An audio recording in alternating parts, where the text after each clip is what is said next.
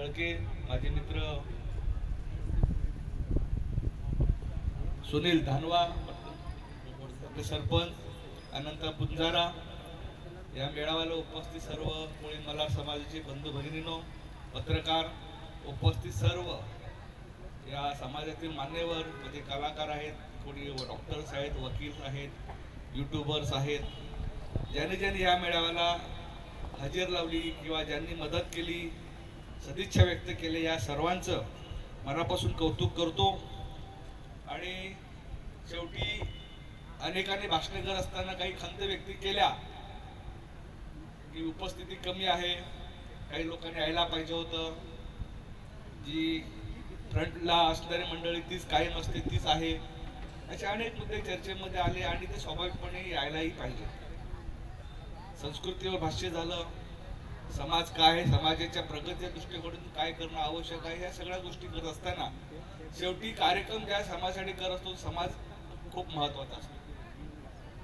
आपण या पालघर जिल्ह्यामध्ये, ठाणे जिल्ह्यामध्ये या कोळी मल्हार समाजाचं एक संपूर्ण मूळ वास्तव्य इथे असताना बाकी उर्वरित महाराष्ट्रामध्ये आपल्या समाजाचं कुठेही मूळ स्वरूप, मूळ स्थान हे कुठे दिसत नाही।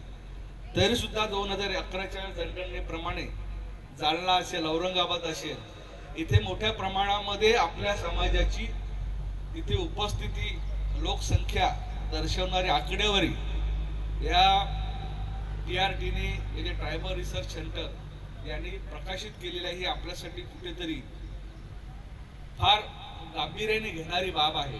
उर्वरित महाराष्ट्रामध्ये 500 कुठे 1000 2000 अशी लोकसंख्या त्यांनी दाखवलेली आहे। कदाचित त्या नोकरीचं कामधंद्यानिमित्ताने जाऊन तिथे वसले असतील, थांबले असतील असो, परंतु शेवटी आदिवासी जमातीमध्ये जेवढ्या आपल्या जमाती त्या प्रत्येक जमाती संस्कृती वेगळी आहे, ओळख वेगळी आहे, त्यांच्या परंपरा, चालीरूढी सगळ्या वेगळ्या आहेत, त्यांचं भौगोलिक क्षेत्र वेगळं आहे, त्या भौगोलिक क्षेत्राप्रमाणे त्यांचे कामधंदे वेगळे, पेहराव वेगळे आहेत।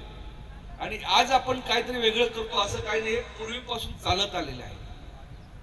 आता आपण ह्या संपूर्ण भारताचा जर इतिहास बघितला तर आदिवासी सोडले तर बाकी इतर जमातीमध्ये जमाती नाहीत का? ओबीसी मध्ये नाहीत का? ओपन मध्ये नाहीत का? ब्राह्मणांमध्ये नाहीत का? मुसलमान धर्मामध्ये नाहीत का? सगळ्या धर्मामध्ये, सर्व जातीमध्ये आहेत। परंतु याचा अर्थ आपण आपला कोळी मल्हार समाजाचा मेळावा घेत असताना आपण संकुचित होण्याचं काहीच कारण नाही का?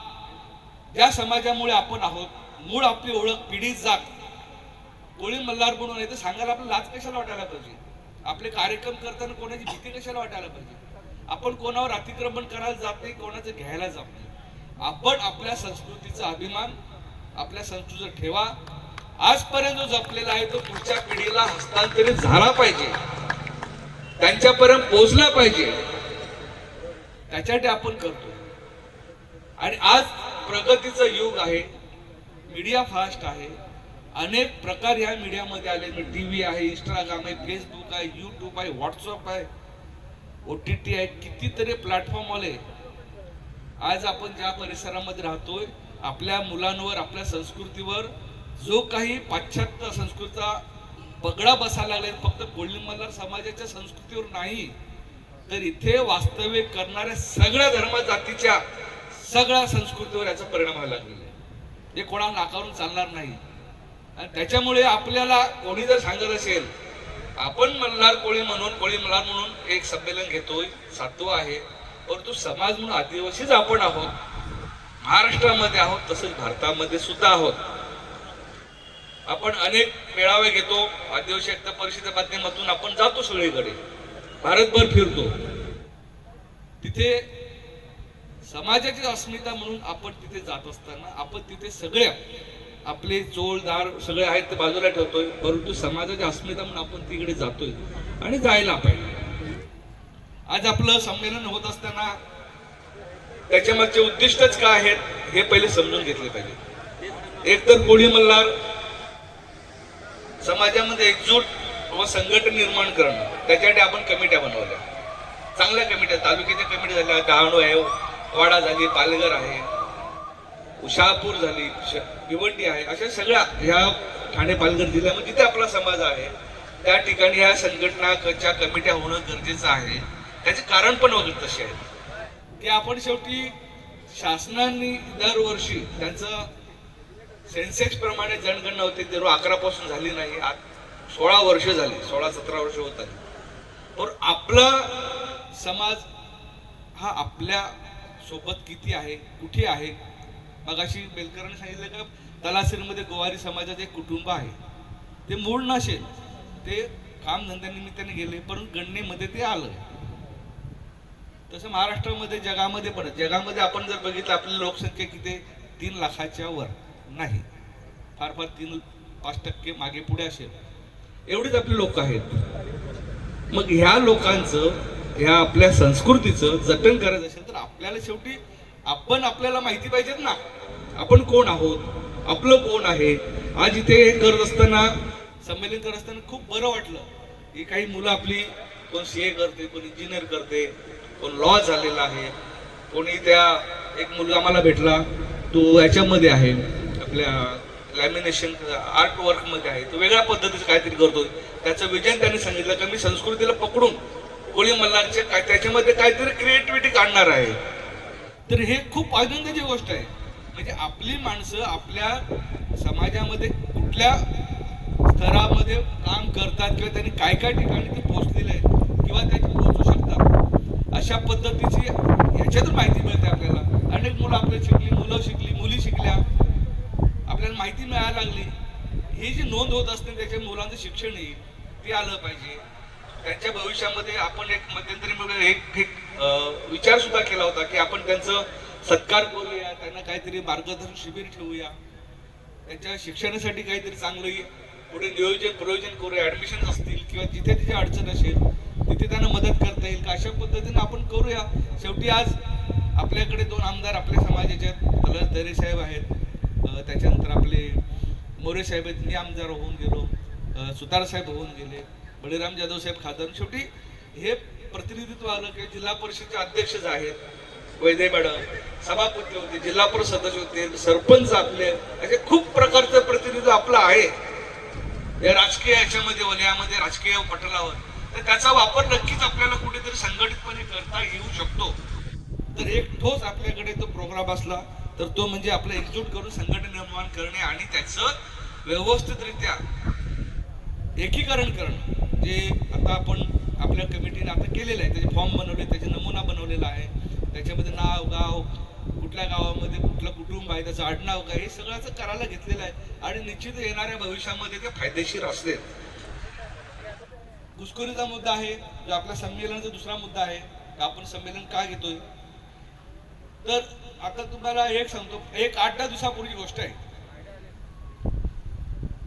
नायगावचा एक व्यक्ती माझ्याकडे आली, बोलतो मला मदत करा. मला कशासाठी मदत करू? जात पडताना. तू कोण आहेस? नाही तर महादेव कोळी. नायगावला महादेव कोळी कुठून आला? तू म्हटलं मच्छीमार कोळी. नाही, मी तर सांगितलं समोर, तो बोगस आहे माहिती आहे मला. याच्या अगोदरचे अनेक किस्से आहेत, त्यात सांगायला तो खूप वेळ होईल, तो विषय महत्वाचा नाही. सांकेतिक दृष्ट्या सांगण्यात तात्पर्य काय की कोळी जे आले तर ह्या भागामध्ये कोण होते? महादेव कोळी नव्हते, मल्हार कोळी होते. पण त्यांनी महादेव कोळी टाकलं, चे महादेव केळ केले आणि ते अनेक नोकऱ्यामध्ये गेले. आजही घुसण्याचा प्रयत्न करतात आजही. मला सांगा, जर आपले संमेलन करत असताना आपल्या समाजाला जागृतपणे आणण्यासाठी आपण जर पुढाकार घेतला तर काय पाप केला आपण? कशाला कोणाला घाबरायला पाहिजे? आपण काय वेगळं करतो का? जर कोळी करून आज तिथे जवळपास 95,000 बोगस आदिवासी महाराष्ट्राच्या सर्व्हिस मध्ये आहेत, नोकऱ्या मिळवल्या त्यांना काढू शकत नाही अजून सरकार. जेव्हा जेव्हा आम्ही लोकांनी प्रतिनिधित्व करत असताना जिथे आवाज उचलला त्यावेळेला त्यांना न काढता अधिसंख्य पद त्यांना निर्माण करून तिकडे त्यांना समाविष्ट करून ठेवलं. परंतु आपल्या मूळ जागा कमी नाही केल्या ना, त्यांनी रिक्त नाही केल्या, त्या भरलेल्याच ठेवल्या. म्हणजे अजून याच्या पुढे असंच होऊ द्यायचं का आपण? आज आपण शिकलेलो आहोत, आज मला नोकरीची गरज नाही, इथे बसलेल्या प्रतिष्ठेच्या माणसाला नोकरीची गरज नाही, पण त्याची नातवंडाला, पत्रंडांना, समाजाच्या कोणत्या तरी व्यक्तीला, त्याच्या मुलांना गरज आहे ना भविष्यामध्ये. आपला समाज काय एवढा शिक्षलेला नाही का? एवढा सधन नाही मिळत. का रोज आपल्या घरी लक्ष्मी पाणी भरते? आहे का असा कोण? आपण खाऊन पिऊन सुखी समाधानी नाही आहोत, परंतु आपले हक्क शाबूत ठेवायचे असतील, आपल्याला जर आपल्याला पुढचे न्याय घ्यायचे असतील तर आपल्याला ह्या गोष्टी करण्यासाठी गरजेचंच आहे. म्हणून आपल्याला पावलं उचलण्यासाठी, समाज जागृत करण्यासाठी आपल्याला हे कार्यक्रम होणं गरजेचं आहे. म्हणून आपण हे करायचे असतात. रूढी, परंपरा, सण वार, उत्सव हे आपले पिढी जात आहेत. आपले देवार आहेत, प्रत्येकाचे देव आहे. मगाशी पांडुरंग बेलकर बोलता बोलता बोलून गेले.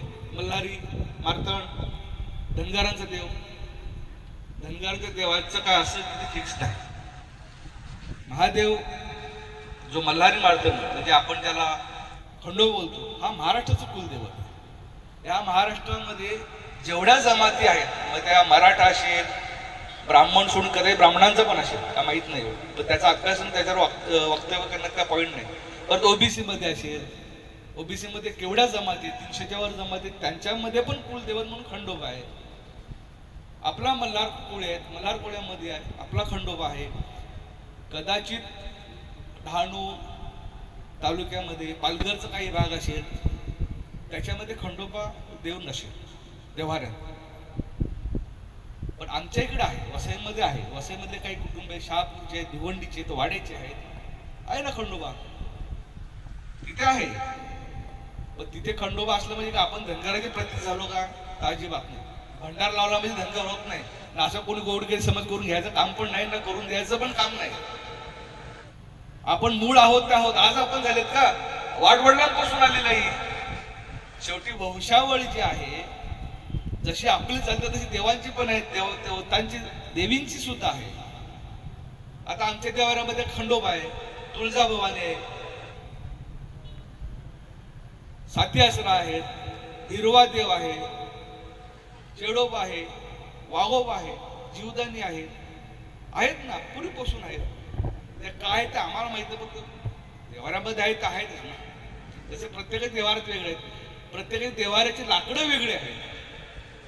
कोणाचे देव आंब्यावर बसलेत झाडात, कोणाचे देव शिवणीच्या लाकडावर बसलेत, तर कोणाचे कशावर, हा सुद्धा त्याच्यामधला भाग आहे. म्हणजे ही जी प्रत्येक कुटुंबाचं आहे ना, हे वर्गीकरण वेगळं आहे. मग त्याच्यासाठी आपले कुटुंबामध्ये कुलदेवत काही आपल्या मुलांना जर माहिती नसेल, मग कोणतरी सांगितलं भाषणामध्ये ऐकत होतो की मुलं आता कधीतरी जेव्हा जात पडत जातात आणि त्यांना देव माहिती पडते, फोन किती आपले कुलदेवत कुठले. आणि वास्तव आहे हे, वास्तव आहे. मुलांना खरंच माहिती नाही.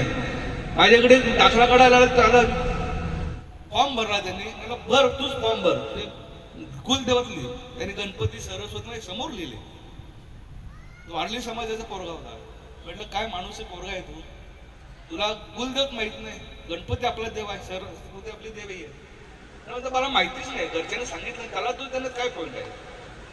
म्हणून ज्याच्या त्याच्या जमातीमध्ये ज्या ज्या देवता आहेत त्यांनी प्रत्येकाने सांगितलंच पाहिजेत.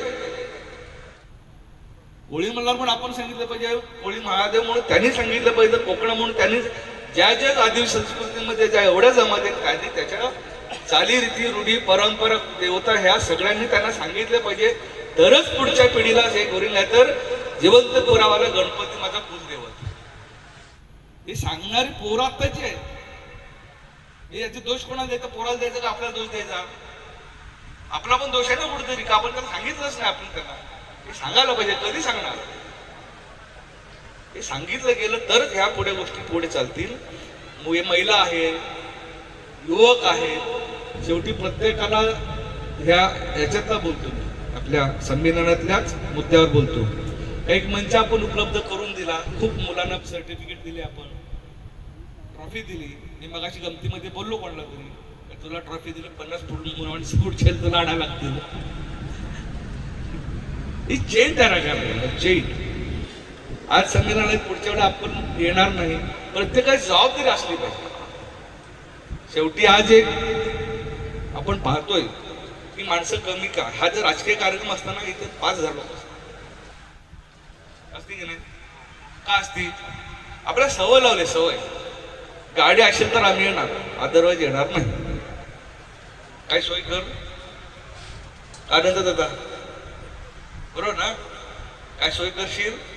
जेवणाची तर आहे समजा, बाकी आम्ही येतो. जागृतपणा जो असायला तो आत्मीयतेने समाज म्हणून तो कुठेतरी ह्या सगळ्या व्यवस्था आपण लोकांना तो देण्यात काय अर्थ नाही, पण व्यवस्था अशी तयार झालेली आहे ना, तर हे सगळे तयार करायला ते जुळून आणायला आपल्याला खूप कष्ट करावं लागते. पहिले काका मोर्चाकडे ते लोक स्वतःहून निघायचे, किती हजारो संख्येने यायची. नंतर नंतर काय झालं, त्याच्यामध्ये तफावत यायला लागली.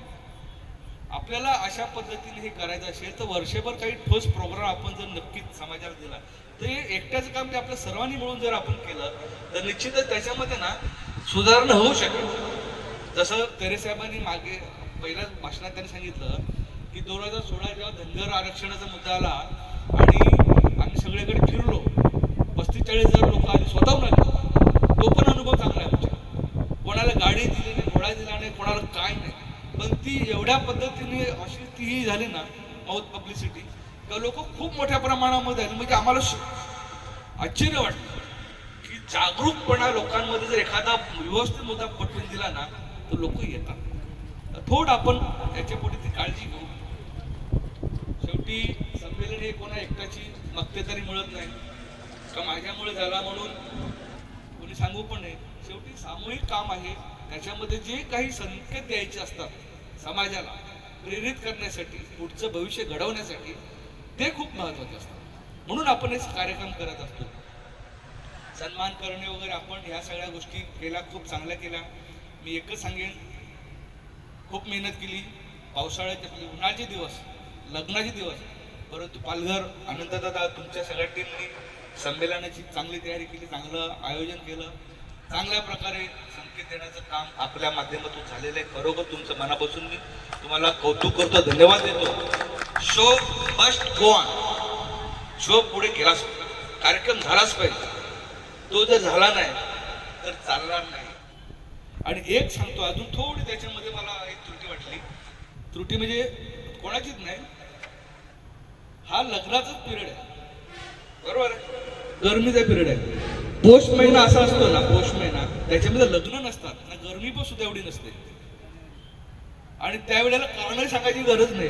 पुणे आता कसं बरेच नाही आले ना, विचारा तुम्ही काय ना, बाहेर लग्न होतं, मांडव होते, मावशीच्या पोराचं लग्न होतं. म्हणजे कारण 100पैकी 80 लोक तुम्हाला कारण लग्नाचंच देणार, का नाही आलो त्याच्यासाठी. तर तेव्हा लग्नाचं कारण देण्याचा संबंधच येतो, कारण पवित्र विधी होतच नाही ना त्याच्यामध्ये. तर आपल्याला कार्यक्रम घ्यायला काय अडचण नाही तेव्हा. तर एक याच्या पुढचे जर संमेलन आपण पौष महिन्यामध्ये घेतली ना तर तो पौष महिनाच, डिसेंबर जानेवारी नाही, पौष महिना. चैत्र वैशाख ज्येष्ठ आषाढ आपण सांगतो ना, आपल्या महिन्याप्रमाणे पौष महिना. डिसेंबर जानेवारी बोलायचं नाही, हा दिवशी महिन्याप्रमाणे चालायचं, परंपरा सोडायची नाही. धन्यवाद. खूप उशीर झाले तरी सुद्धा बऱ्यापैकी लोक आपल्या ठिकाणी बसून आहेत. सगळ्यांचं मनापासून धन्यवाद देतो, कौतुक करतोय. जे आले त्यांचं स्वागत नाही आले त्यांचे स्वागत पुढच्या वेळेला आपल्याला आलेल्यांनी त्यांना आवाहन करा, एकाच 2 माणसं घेऊन या, संख्या वाढवूया आणि संमेलन याच्या पुढे जोरदार करूया, असा आशावाद बाळगून थांबतो. जोहार, जिंदाबाद.